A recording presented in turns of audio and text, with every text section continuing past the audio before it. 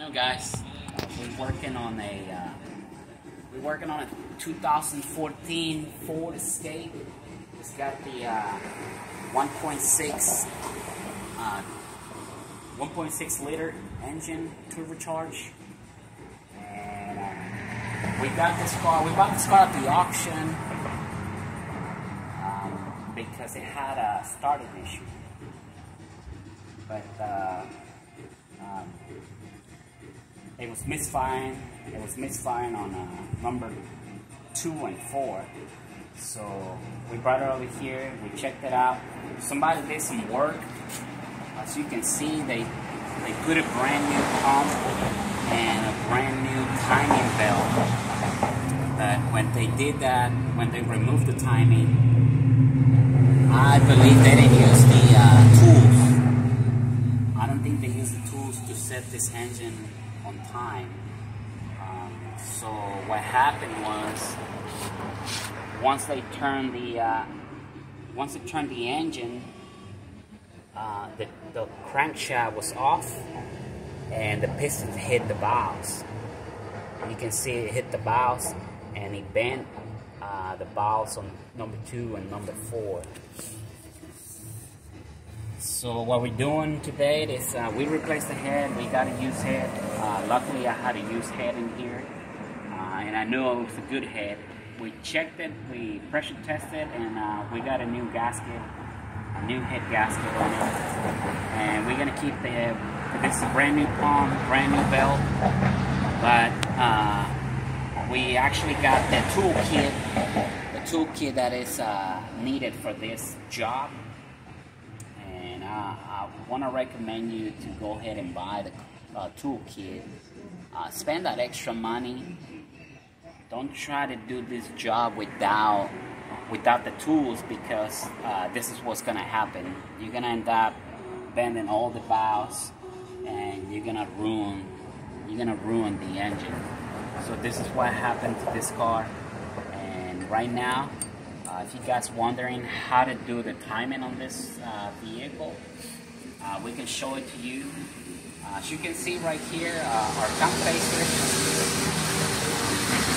we had to loosen up these 2 bolts. It's got some covers right here. We had to remove the covers in order to get to these bolts. But we're using our tool right here. You see this marks? This mark right here, it needs to be 12 o'clock. On the intake camshaft, it's going to be a dot, and on the exhaust camshaft, it's going to be a line right here. So they both have to be 12 o'clock. And then your cam lobes right here, as you can see, your cam lobes are going to be pointing like this. So once you got your cam lobes pointing up like this, that means you are on the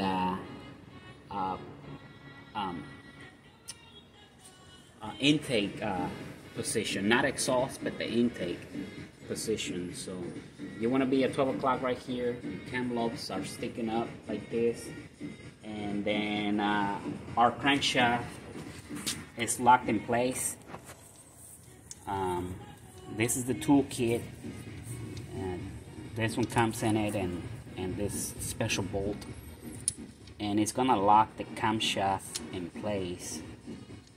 Like right now, we are on time right there. We already tightened up our pulley and our cam facers. Right there, we're on time, and as you can see, this tool fits right in it. So that we're on time right here. We're on time right here, and over here.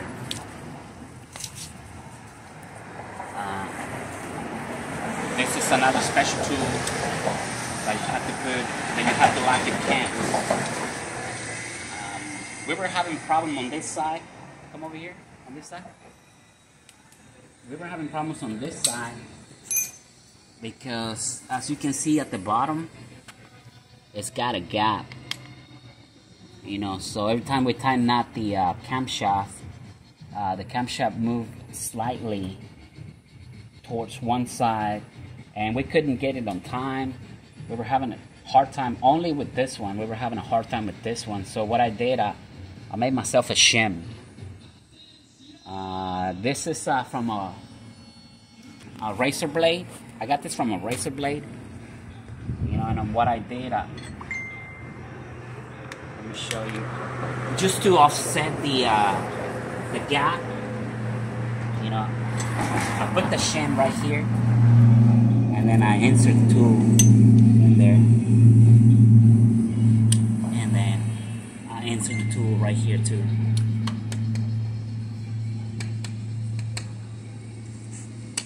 There he goes. It went in. And that shim right there helped us offset the gap. So that's why I had to use that shim, because our camshaft was moving slightly either to the left or to the right, and we couldn't get it on top. So you notice this hole right here, this square right here, that means we are on time. Our intake and exhaust camshaft are on time. So we got a tool to lock our camshafts in place. Then we got our tool right here that's gonna lock our cam facers in place. And then we have our bolt right here, a special bolt, that's gonna lock our crankshaft in place. We're still missing a tool that is supposed to hold this pulley in place. It's supposed to hold it in place centered with the crankshaft position sensor. But what we did on this pulley, we just made a reference mark, and we put a line, and we put a mark right here. As you can see, it lines up with this gap right here, and that's how we were able to put it on time right here. As you can see right there, see, that's our mark on our crankshaft position sensor, and that's our mark on the pulley. So right now we are on time on the ignition timing, and we are on time on the crankshaft. So this engine is ready to go, and just to double check, make sure that if you have doubts, make sure your piston, number one piston is up, all the way up, and our piston is all the way up, and piston number two is going to be down. As you can see, it's down, and this is up. So we are on time. What we're going to do is we're going to remove the tools, and we're going to spin it by hand. We're going to do 360. We're going to do a 360 twice, and we're just going to make sure that it's not binding. So at this point, I'm gonna remove my tools. I'm gonna remove all my tools, and I'm gonna spin the engine 360. And don't forget about the shim. Don't let it drop inside the engine.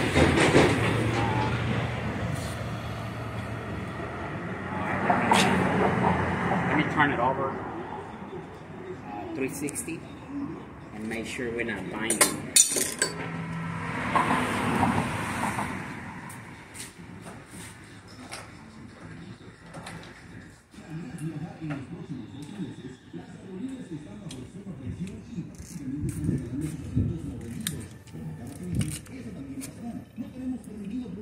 So as you can see, our piston started going down.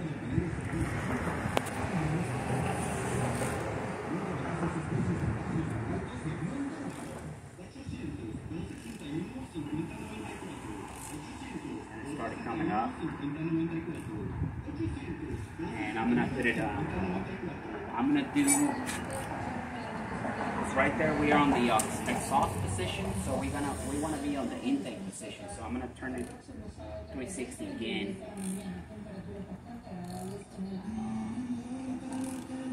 And it's coming up again.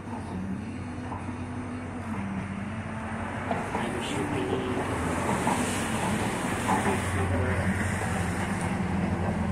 somewhere right there.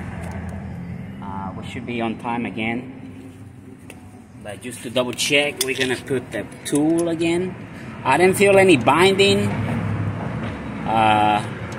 And the engine spin freely. If you start feeling binding, any binding on it, don't try to turn it over.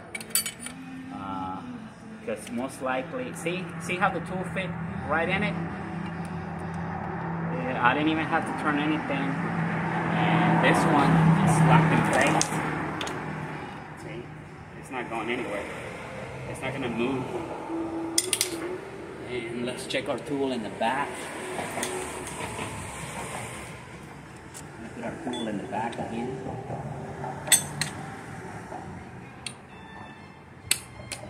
As you can see, it fits right on it.